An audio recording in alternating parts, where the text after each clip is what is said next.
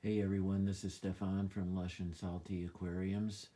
How are we doing today in these difficult times? Well, sheltering in place has meant I can do a new aquascape, and so I redid my daughter's Aqueon Edgelit Cube tank. It has these nifty little LEDs at the bottom, which aren't showing very much right now, but that's because I've got a pretty strong planted light up top, and anyway, these don't offer a whole lot in the way of plant or fish health, so I don't care. But my teenage daughter digs them, and there's a little LED where you can control the colors, so I'm sure that's fun. And the light goes into a blue as well. But what I did is I used these red lava rocks, which I consider to be hideous hardscaping materials for rock gardens. Like you see people throw them in lieu of plants and grass for drought type landscapes, and I'm all for that, but I don't like these pieces of red lava rock when they're used in that way. It makes the exterior of a home look like a wasteland. But I think they're pretty badass for an aquascape, and their porous nature provides an excellent opportunity for helping the filtration in this tank, and presumably for the plant roots like from Anubias, which has a rhizome to be able to attach to. And I think the red will offset this cool female betta fish, which is a juvenile, but she has a red trim and kind of a luminescent blue color.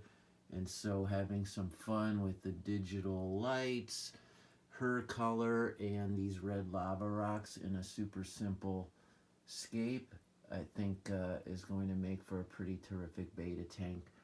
I've also put a few pygmy cories in there.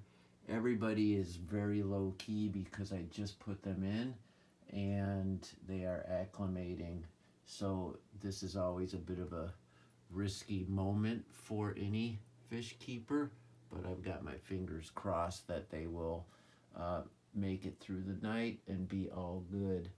So I'm digging the simplicity of this scape, and I'm hoping to maybe add a little bit more livestock, but probably just a couple male endlers or something like that once I determine the health of the tank is good.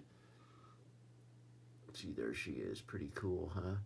But red lava rock. So what I like about it is I just literally went to this neighbor's yard where he had tons of it in front, and I just picked up a bunch of pieces I liked, and I rinsed them off and then boiled them for 10 minutes, let them cool off, and then basically stacked them on top of some fluval organic substrate that you can get at Petco.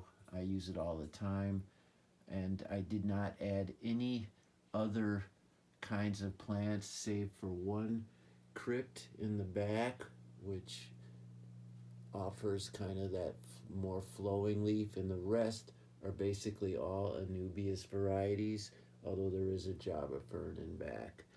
These are easy plants to grow, and I'm hoping that given it's my daughter's tank and I don't want to come into her room all the time and interrupt her teenage privacy, that this will be fairly self-sufficient and do a good job of just maintaining itself.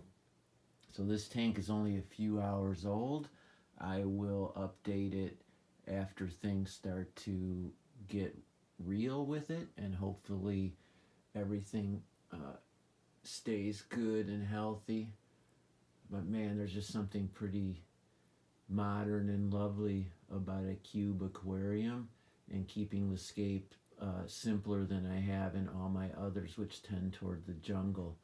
So what do you think? Are you liking this? You want to see more? Anyway, it took my mind off of the freaking coronavirus, and that's one of the many wonderful things about this hobby. we can shelter in place and still create an entirely new world within our world. And I hope this brings more people into the hobby. If we're looking for silver linings, maybe that's a tiny, modest one in the grand scheme of things, but still, it's saving my life. Always keep your hands in the tank. Ciao for now.